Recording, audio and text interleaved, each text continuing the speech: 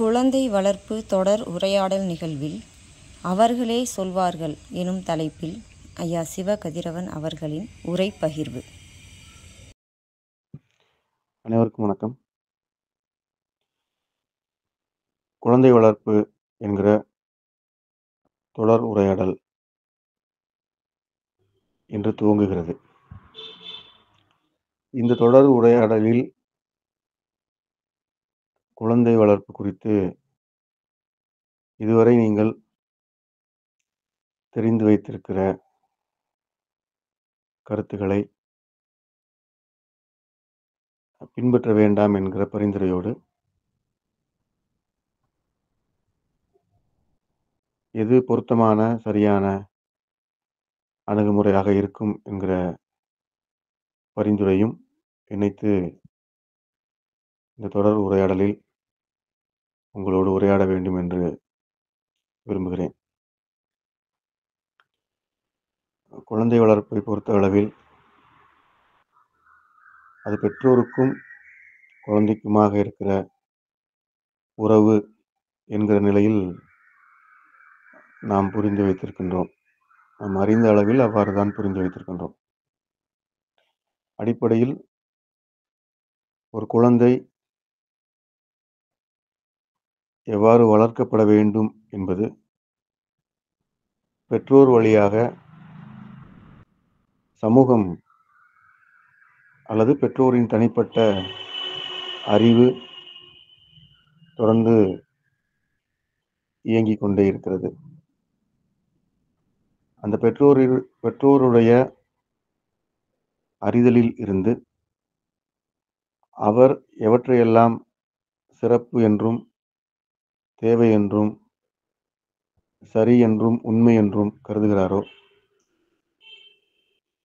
அவற்றை ஒரு நல்ல வளர்ப்பு முறையாக முன்னெடுக்கிறார். அந்த வளர்ப்பு முறை சமன்பாட்டிற்குள் தமது குழந்தைகளை பொருத்துகிறார் என்பதுதான் நாம் பார்க்கிறது. அப்படித்தான் நீங்களும் வளர்ப்பீர்கள். பெற்றோர்கள் ஆக இருக்கிற யாவரும் இந்நிலையில்தான் குழந்தைகளை வளர்க்கிறார்கள் என்பதை நாம் இருக்கிற நிலையிலிருந்து புரிந்து கொள்ள முடிகிறது. இதில் குழந்தைகள் பற்றிய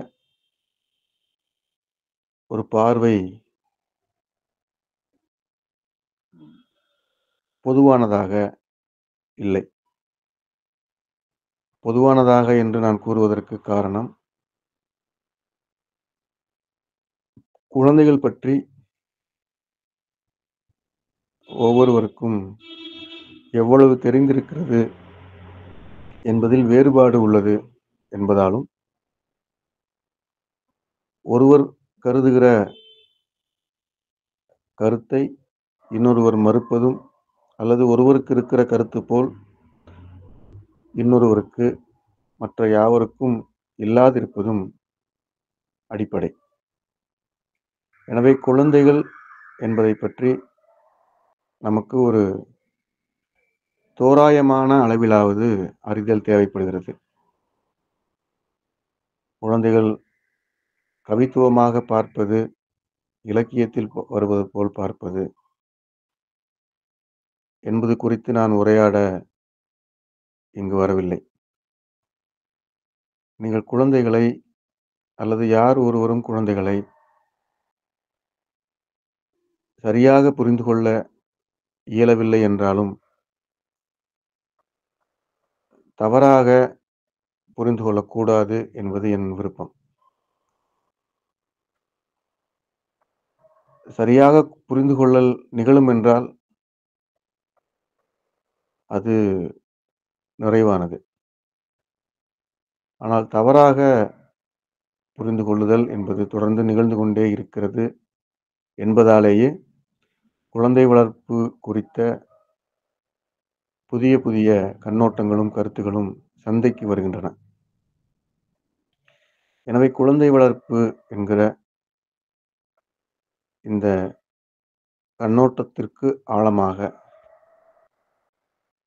என்னவெல்லாம் இருக்கிறது, இருக்க வேண்டும் என்பதை தெளிவாக பார்க்கிற பார்வை வேண்டும் என்பதும், அந்த அடிப்படையில் குழந்தை வளர்ப்பு நிகழும் என்றால் அது மதிப்பிற்குரியதாக இருக்கும் என்பதும் நான் முன்வைக்கிறது. எனவே குழந்தைகள் என்பது அடிப்படையில் பெற்றோர்களினுடைய தனிப்பட்ட விருப்பு வெறுப்புக்கு உள்ளாகிற நிலையில் இன்று இருக்கிறது. சொல்வதற்கு பொருத்தமில்லை என்றாலும், அல்லது உங்களுக்கு பொருத்தமில்லை என்று தோன்றினாலும், சமூகம் இன்று குழந்தையை எவ்வாறு பார்க்கிறது என்பதை நான் பார்த்ததிலிருந்து பகிர்ந்து கொள்ள விரும்புகிறேன். அது என்ன என்றால், இந்திய பெற்றோருக்கு குழந்தை என்பது அங்கீகாரமாக பார்க்கப்படுகிறது. அவர்களது வாழ்க்கை துவக்கத்தில், குறிப்பாக திருமணத்திற்கு பிறகு கணவன் மனைவியாக வாழ்கிற வாழ்க்கை துவக்க போக்கில் குழந்தை என்பது அவர்களது அடுத்த கட்ட வளர்ச்சியாக பார்க்கப்படுகிறது. இதற்கு உரிய சமூக காரணங்களுக்குள் நாம் பயணிப்பது இப்போது பொருத்தமல்ல. என்றாலும் ஒரு கணவன் மனைவியாக இருக்கிற இளம் பெற்றோருக்கு குழந்தை என்பது அவர்களது கணவன் மனைவி என்கிற வாழ்க்கை போக்கில் அவர்கள் எடுத்து வைக்கிற வெற்றிகரமான அடுத்த படி. குறிப்பிட்ட காலத்திற்குள் குழந்தை பேறு இல்லை என்றால்,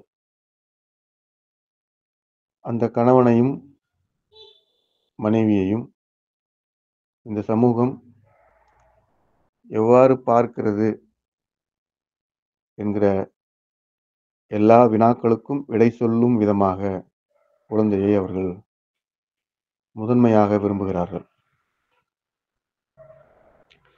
இந்த நிலை சில 50, 100 ஆண்டுகளுக்கு முன்பு பரவலாக இருந்தது. தற்போது ஒரு பொருளாதார வளர்ச்சியை, பொருளாதார பரவலாக்கத்தை சந்தித்திருக்கிற இளம் பெற்றோர்கள், இளம் தம்பதிகள் குழந்தை வளர்ப்பை எவ்வாறு பார்க்கிறார்கள் என்பதை பார்த்தால் இன்னும் சிக்கலானதாக அந்த பார்வை அமைந்திருக்கிறது. அது என்ன என்றால், அவர்கள் குழந்தைகளை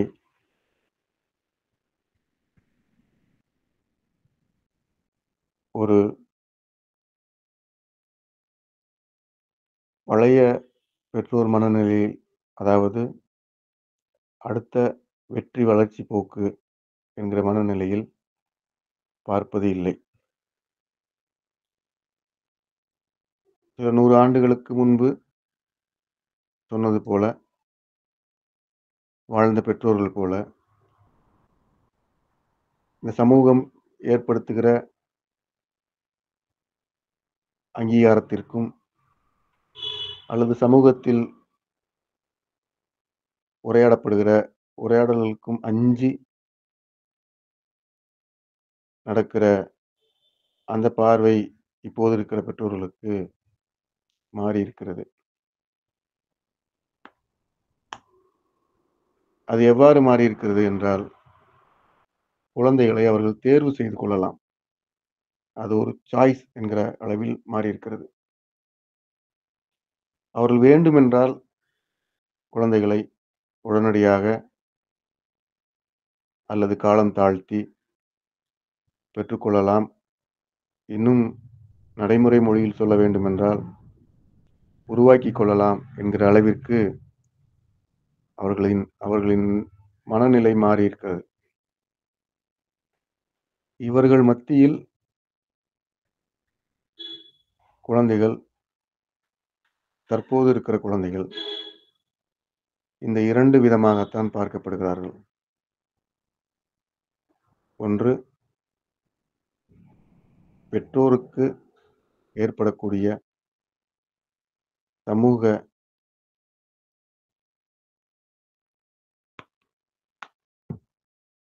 கருத்துக்களின் அச்சத்திலிருந்து இந்த உலகத்திற்கு வந்தவர்கள், அல்லது பெற்றோரினுடைய மிதமிஞ்சிய வசதி வாய்ப்புகளின் தேர்வாக இந்த உலகத்திற்கு வந்தவர்கள். இன்று இருக்கிற தலைமுறையினர், இளம் தலைமுறையினரோ அல்லது 10 வயது உடையவரோ, சற்று வயது முதிர்ந்தவரோ பெரும்பாலும் இத்தகைய 2 வகைக்குள்தான் இருக்க முடியும். அவ்வாறான கெடுவாய்ப்பாக, வருந்தத்தக்க நிலையாக இந்த குழந்தை பேறு என்பது பெற்றோருக்கு, சமூகத்திற்கு அமைந்திருக்கிறது. வேறு காரணங்கள் அல்லது வேறு பூரிப்பு மனநிலைகள் இல்லையா என்று உங்களுக்கு தர்க்க ரீதியான வினாக்கள் எழலாம். எல்லா தர்க்க ரீதியான வினாக்களையும் நீங்கள் விடையளித்து சென்று ஆழமாக சாரம் பார்ப்பீர்கள் என்றால், அந்த சாரம் இந்த குழந்தைகளை இந்த உலகத்திற்கு இந்த பெற்றோர்கள் எவ்வாறு வரவேற்றார்கள் என்பதை வெளிப்படுத்தும். அவர்கள் வரவேற்ற விதம் இந்த சமூகத்தினுடைய அல்லது அவர்களது வாழ்வினுடைய வளர்ச்சி வெற்றிப்படியில் முதன்மையானதாக குழந்தை என்கிற ஒன்றாகவும், இன்று வளர்ந்திருக்கிற பொருளாதார வாழ்க்கை முறையில் தாம் விரும்புகிற நேரத்தில் வரவேற்றுக் கொள்கிற ஒன்றாகவும் இருப்பதை நீங்கள் மிக எளிமையாக பார்க்க முடியும் என்பது நிலை.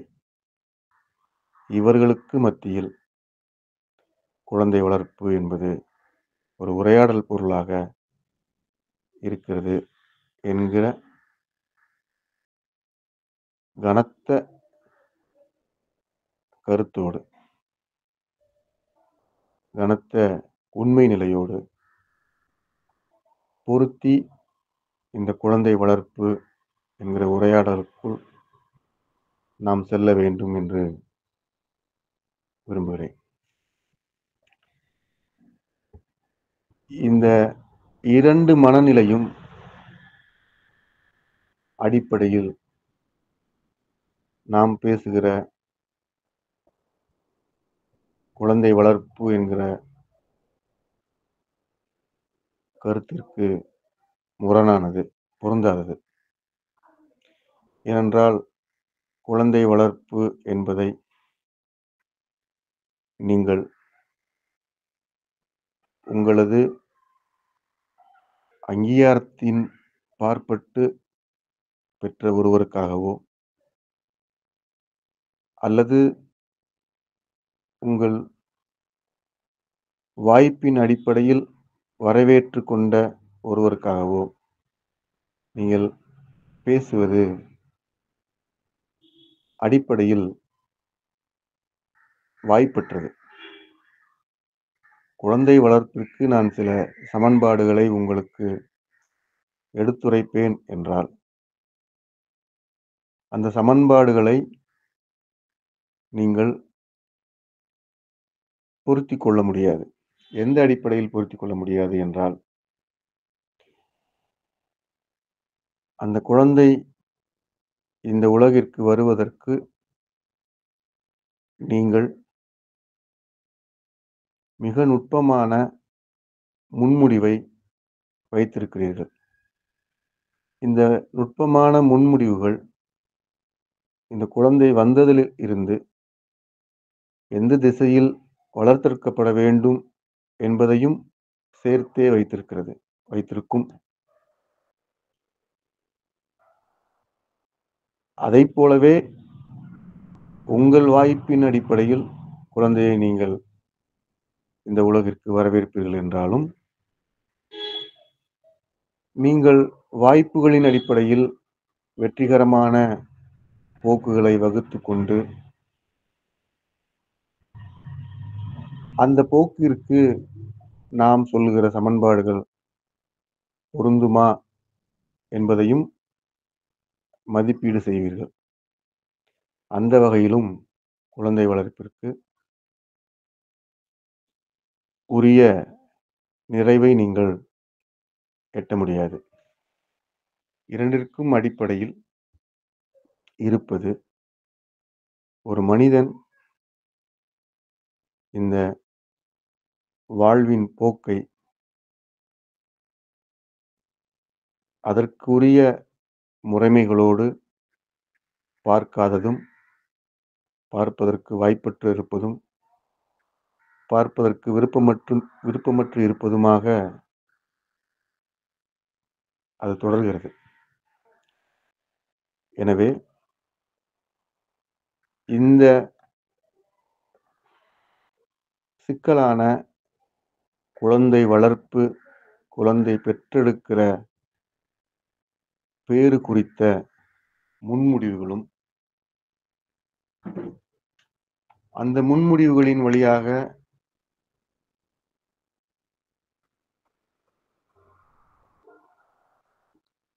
நீங்கள் எடுக்கிற தொடர் நடவடிக்கைகளும் என்னவாக இருக்கின்றன, என்னவாக இருந்து கொண்டிருக்கின்றன, என்னவாக இருக்கப் போகின்றன என்பதை நீங்கள் ஒப்பிடவும் அல்லது பட்டறிவு கொண்டு பார்க்கவும் வாய்ப்பு இருக்கிறது. அப்படி பார்த்திருப்பீர்கள் என்றால், அதிலிருந்து நீங்கள் புதிய ஒன்றை தேடுவதற்கு முனைவீர்கள். எனவே அடிப்படையில் குழந்தை வளர்ப்பு குறித்து பேசுவதற்கு முன்பு, குழந்தைகள் குறித்து நீங்கள் என்ன பார்த்து கொண்டிருக்கிறீர்கள் என்பதை ஒரு முறையேனும்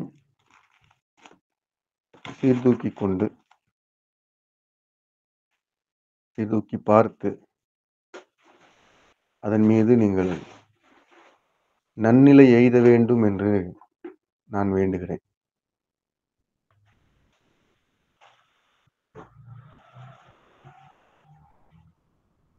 குழந்தைகள் என்கிற இருப்பு நிலை, அதன் சாரம் உங்களின் நுட்பமான முன்முடிவுகளுக்கு அப்பாற்பட்டது. அது இந்த உலகத்திற்கு ஒரு முன்முடிவின் அடிப்படையிலேயோ அல்லது ஒரு வாய்ப்பின் பார்ப்பட்டு ஏற்பட்டிருக்கிற போக்கிலேயோ வரவில்லை. அவர்களுக்கு இந்த உலகம் அவர்கள் அறிந்து கொள்ள வாய்ப்பிருக்கிற அடிப்படையிலேயே காட்சியளிக்கிறது. நீங்கள் வைத்திருக்கிற அல்லது நாம் வைத்திருக்கிற உலகம் என்ற சொல்லுக்கு குறிப்பான ஓரிரு பொருள் தவிர வேறில்லை. ஒன்று வெற்றி, இன்னொன்று சமூக போக்கு. நாம், உலகம் என்கிற சொல்லை இந்த இரு பொருளின் சாரத்தை தவிர்த்து பயன்படுத்துவதே இல்லை. ஆனால் குழந்தைகள் உலகம் என்கிற இருப்பை தம்மிருப்பின் பொருத்தப்பாடுகளில் இருந்து அல்லது தம்மிருப்பின் பொருத்தப்பாடுகளை பேரண்ட இருப்பின் பொருத்தப்பாடுகளோடு இணைத்து வளர்கிற வளர்ச்சி நிலையாக, பட்டறிவாக, அனுபவ போக்காக பார்க்கிறார்கள். அப்படித்தான் அவர்களுக்கு பார்க்க முடியும். நாம் வைத்திருக்கிற சமூக கணக்குகளை குழந்தைகள் எப்பொழுதும் குழந்தைகளாக இருக்கிற வரை பொருட்படுத்தவே மாட்டார்கள் என்பதை நீங்கள் நினைவில் நிறுத்திக் கொள்ள வேண்டும். எனவே இந்த உலகம் என்கிற இருவேறு சொற்பொருளை, இருவேறு கண்ணோட்டங்களை புரிந்து கொள்வதின் வழியாகவே குழந்தை வளர்ப்பு என்கிற அந்த செயல் திட்டத்திற்குள் நீங்கள் வர முடியும். அந்த செயல் திட்டம் இந்த வகையில் புரிந்து கொண்டு நடைமுறைக்கு வருமென்றால் மட்டுமே குழந்தை வளர்ப்பு என்கிற கருத்து ஒரு வெற்றிகரமான நிலை நோக்கி நகரும். வெற்றிகரமான நிலை என்று நான் எதை குறிப்பிடுகிறேன் என்றால், சமூகம் வைத்திருக்கிற வெற்றிகரமான நிலை அல்ல. குழந்தை வளர்ப்பு என்பதற்குள் இருக்கிற வெற்றி என்பது ஒவ்வொரு குழந்தையும் அதன் அளவில் இந்த பேரண்டத்தில் இருக்கிற யாவற்றையும் உள்வாங்கிக் கொண்டு சிதைக்காது பொருந்துகிற போக்கினை வளர்ப்பின் வெற்றி என்று நான் முன்வைக்கிறேன். இதற்குள் மிக நுட்பமாக புரிந்து கொள்ள வேண்டிய கருத்து என்னவாக இருக்கிறது என்றால், குழந்தையை நீங்கள் வளர்க்க வேண்டும் என்று சிந்திக்கிற போது, விரும்புகிற போது, உங்கள் முன்முடிவுகளில் இருந்து, உங்கள் கற்பனை திட்டங்களிலிருந்து முதலில் நீங்கள் வெளியில் வந்திருக்க வேண்டும். அதுதான் குழந்தை வளர்ப்பின் முதல் நிலை.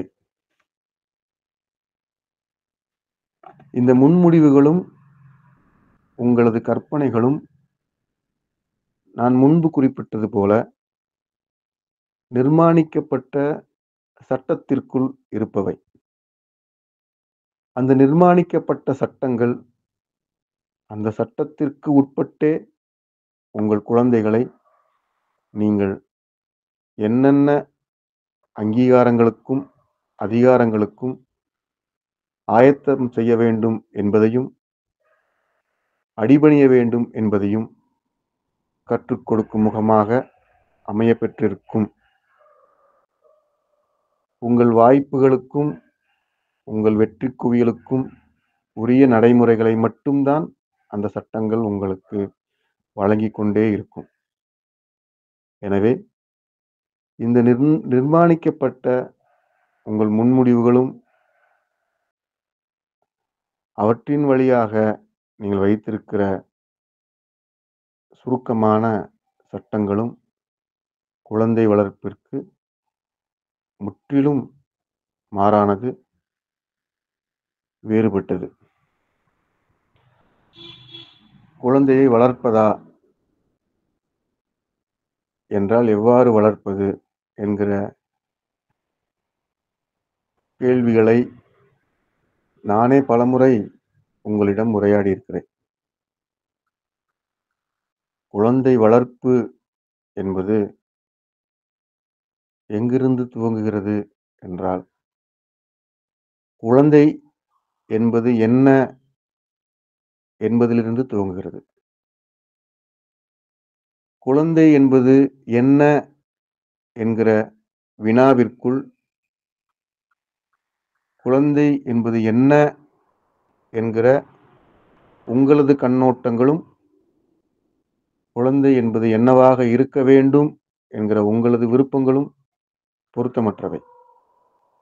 குழந்தை என்பது என்ன என்று நீங்கள் பார்ப்பதை எவ்வாறு சரி என்று உறுதி செய்து கொள்ளலாம் எனில், குழந்தை அதனளவில் என்னவாக இருக்கிறதோ அதுவே குழந்தை என்பதன் அடிப்படை நிலை. இது குழந்தைக்கு குழந்தை மாறுபாடு அடையலாம் என்றாலும், குழந்தை என்னவாக இருக்கிறது என்பதை எனது உங்களது கண்ணோட்டத்திலிருந்து பார்ப்பதை விலக்கி, குழந்தையினுடைய இருப்பு நிலையை பார்க்கிற ஆர்வமும், நடைமுறை போக்கும் நமக்கு அமையும் என்றால், குழந்தை என்பது என்னவாக இருக்கிறது என்பதை புரிந்து கொள்ளவும், அது என்னவாக வளர வேண்டும் அல்லது வளர்க்கப்பட வேண்டும் என்பதை அறிந்து கொள்ளவும் வாய்ப்பு இருக்கிறது. இதில் இன்னொரு நுட்பம் நான் உங்களுக்கு பகிர வேண்டும். இவ்வாறு நீங்கள் அறிந்து கொள்வீர்கள் என்றால், நாம் கற்றுக்கொள்வது குழந்தைகள் தன்னகத்தே எவ்வாறு வளர வேண்டும் என்பதை வைத்திருக்கிறார்கள் என்பது நமக்கு புலப்படும். அவர்களை வளர்ப்பதற்கு நாம் ஒன்றும் செய்வதற்கில்லை என்பது தெளிவுபட நம் முன்னே நிற்கும். எனவே குழந்தைகளை அவர்கள் என்னவாக இருக்கிறார்கள் என்பதிலிருந்து உங்கள் குழந்தை வளர்ப்பு பணி துவங்க வேண்டும். அதற்குரிய அருள் உங்களுக்கு அமையப்பெற வேண்டும் என்று நான் வேண்டுகிறேன். இந்த குழந்தைகள் என்கிற இருப்பு நிலை இந்த புவிக்கு வந்தவுடன்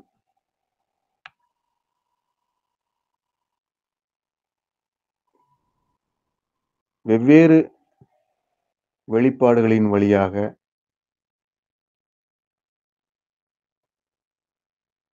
நாம் வைத்திருக்கிற அந்த சட்டங்களில் பொருந்தவில்லை என்று சொல்லிக்கொண்டே இருப்பார்கள். சான்று சொல்ல வேண்டுமென்றால், நீங்கள் உறங்குகிற நேரத்தில் அவர்கள் உறங்க மாட்டார்கள். சரியாக சொல்ல வேண்டும் என்றால், நீங்கள் உறங்கச் சொல்கிற நேரத்தில் அவர்கள் உறங்க மாட்டார்கள். நீங்கள் உண்ணச் சொல்லுகிற நேரத்தில் அவர்கள் உண்ண மாட்டார்கள். நீங்கள் கை கால் ஆட்ட வேண்டும் என்று எப்படி பரிந்துரைகளை வைத்திருக்கிறீர்களோ, அந்த பரிந்துரைகளை அவர்கள் பின்பற்ற மாட்டார்கள் என்பது மட்டுமல்ல, அவர்களது பார்வையில் அந்த பரிந்துரைகளுக்கு எந்த மரியாதையும் இருக்காது. இப்படி நூற்றுக்கணக்கான செயல்பாட்டு சான்றுகளை ஒவ்வொரு குழந்தை பெற்ற முன்முடிவாளர்களும் பார்த்திருப்பீர்கள் என்பது எனக்கு தெரியும்.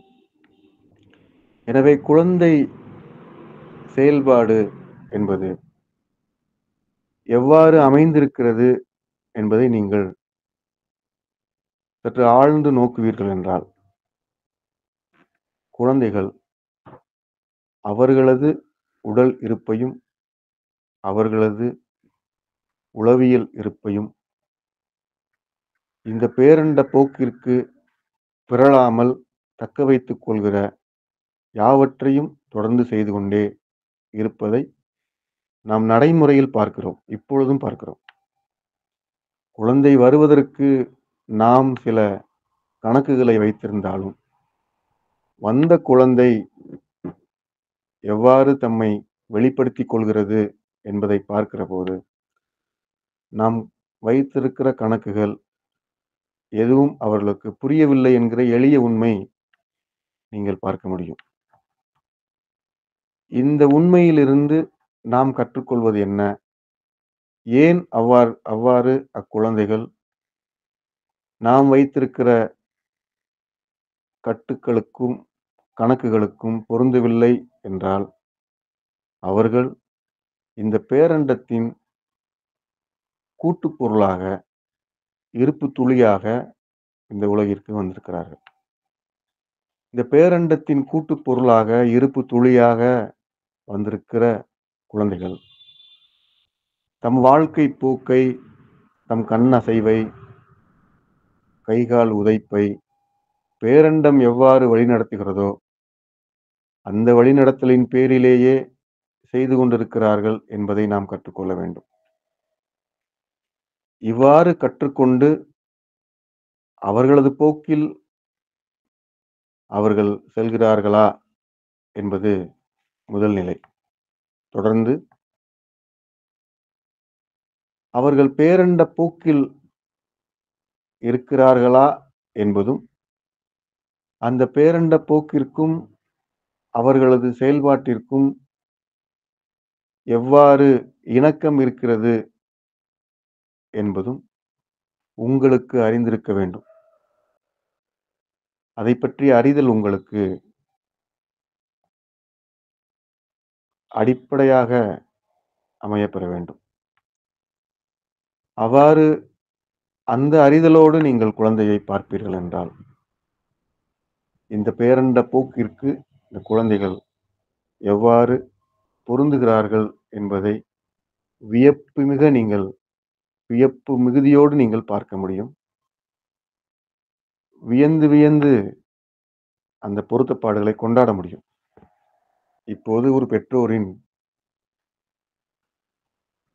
கவனம் எங்கு தேவைப்படும் என்றால், இந்த குழந்தையை முழுமையாக பேரண்ட புரிதலின் அடிப்படையில் அதன் துளி இருப்பை உணர்ந்து கொண்ட ஒரு பெற்றோர் அந்த குழந்தையை பார்க்கிறார், பார்த்து கொண்டிருக்கிறார், பயணிக்கிறார், கொண்டாடுகிறார் என்கிற போது, அந்த குழந்தை மீது புறவயப்பட்ட ஆட்கொள்ளும் நிலை மேலோங்கும் என்பது தவிர்க்க முடியாத போக்கு. அந்த குழந்தை